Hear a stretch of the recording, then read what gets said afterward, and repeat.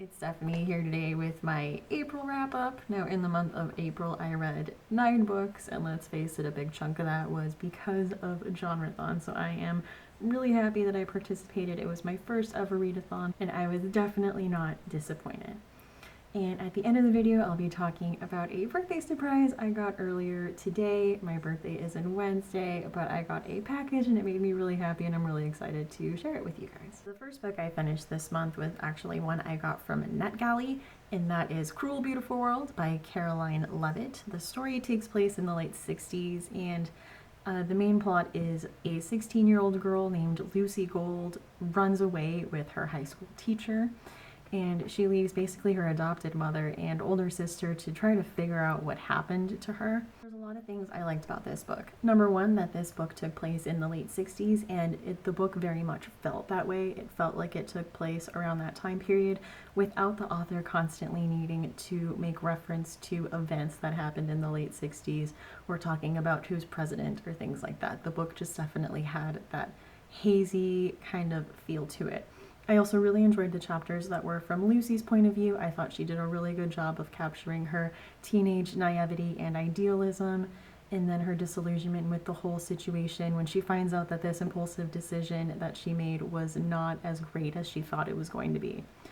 My only problem with this book is that I thought it changed tones and almost genres too many times. As I was reading it, I kind of thought it was going to be like a dark coming of age story, but then it turned out to be this mystery and then a thriller kind of vibe, and then back to a happy vibe, and it almost kind of gave a lifetimey kind of feel. It actually reminded me a lot of a Jodi Picoult novel. I went through a really big Jodi Picoult phase in high school, and reading this kind of made me feel like I was reading something by her again.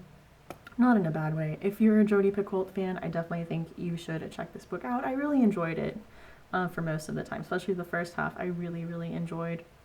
I think I was just, like I said, a little confused when it started kind of changing tones throughout the book. Other than that, I would definitely recommend it. And the second book I read this month was also from NetGalley, and that was 30 Hours with a Corpse, Tales from the Gougonal, and that was originally from the French, written by Maurice Level, and it was translated recently. This was a collection of horror short stories, and unfortunately I did not enjoy it as much. Not necessarily that the stories were bad, is that having them all together like that, they all were the same, and they had essentially the same plot twist, where a character makes a very rash decision without having all the information, and then after they make this rash decision, another character lets them know all the information, and it's like, oh no! And it was just that kind of over and over and over again. So I think this would be better if maybe you didn't read all the stories back to back to back to back. If maybe reading a story or two and then putting the book down would have been a lot better of a reading experience for me. I ended up giving that book like 2 stars. It's not that I wouldn't recommend it. Like, again, it was just a lot of repetition, and I was getting really bored with the same plot twist. 4 books that I finished, I read during Genreathon, and I've already talked about them. The first was Harvest Home, and I actually did a whole separate review for this book.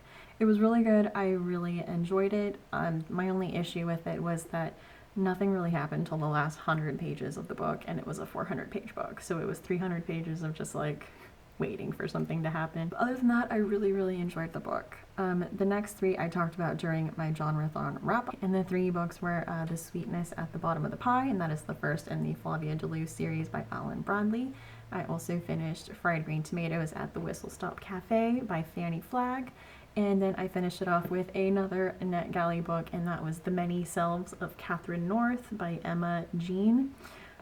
I have filmed a review for this, and I will put it up closer to the publication date, which is at the end of this month, so you will be seeing my thoughts on that soon.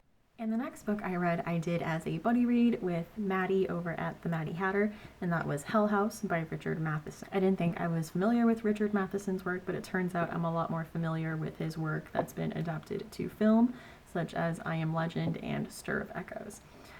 So I really enjoyed this book. It has one of my favorite horror premises, which is a group of people that have to spend a certain amount of time in a haunted house. And of course, in this book, it is because there is an eccentric millionaire who is paying them money, and he's on his deathbed and wants to know if there is life after death. I really, really liked this book. There was stuff happening right from the get-go. A lot of crazy supernatural stuff was going on. If you are a horror fan, I would definitely recommend reading this. This was the second horror novel I read this month, and it's actually funny because I felt like I had opposite issues with each. Harvest Home, I had a problem with nothing happening until the very end, but it having a very good ending. And this book, I felt like stuff happened right away and kept happening, but I was very disappointed by the ending. So I do like both books, but it was just funny that they both kind of are opposite of each other and what I liked and didn't like about them. But I would definitely recommend this, especially if you are a horror fan. The next book I read was also a buddy read, and I read this with Valentina over at Lectito in Spain. I will link her channel and, of course, Maddie's channel down below. You should definitely check out both. Valentina is a newer booktuber, but she reads great books, and you should definitely check her out. I definitely enjoyed reading this with her. We had a lot of fun conversations. And let's get to what book we read. The book that we read together was The Virgin Suicides by Jeffrey Eugenides. We both had never read anything by Jeffrey Eugenides, but he was one of those authors, you know, that we had been meaning to check out. And we had both seen the movie, so we thought that it would be good to start out with something we were a little familiar with. I was definitely not disappointed with this. The prose was absolutely beautiful.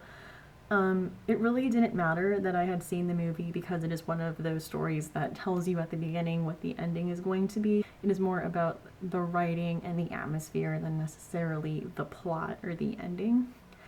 I really, really enjoyed the writing. The writing was absolutely beautiful. There were so many just beautiful sentences in there. It was very atmospheric, and the story is actually told from the point of view of a group of boys in the neighborhood who watched the Lisbon girls and the Lisbon family. Valentina said, and I totally agree with her, that it does give you a little bit of a voyeuristic kind of a feel because you are seeing what's happening through these girls, but through the eyes of someone else who is watching them. That it made it very interesting and almost like you shouldn't be watching them, you shouldn't know this information, but it was very fascinating and you wanted to know more. So it was a great book. I would definitely recommend it. I gave it 5 stars, and I am definitely planning on checking out more of Eugenides' work because I absolutely loved this book. And the last book I read this month was Eligible by Curtis Suttonfield. This was another NetGalley book that I got, and I actually just filmed a full review of this, so I will add the link to that so you can go check that out. This was a modern retelling of Pride and Prejudice, so it takes the same Pride and Prejudice story with the Bennets and the Darcys and the Bingleys, but it puts it in the 2010s. It was a very good story, very well done. I was very pleased with it. I gave it 5 stars. And if you want to know the basic premise and everything, go ahead and click my review of it where I go into it in a lot more detail. And as I mentioned before, it is my birthday on Wednesday, and this morning I got a package from Kate over at Kate How, and in case you needed any more proof that she is like the sweetest person ever, she sent me 2 books, and they are totally books that I am very excited to read. The first one is Olive Ann Burns' Cold Sassy Tree, and the second one is Sarah Addison Allen's The Peach Keeper. I am really excited. I left her a comment on her video about chick lit that I love chick lit that takes place in the South, like the American South. I don't know why. That is just one of those settings that I absolutely love for women's fiction.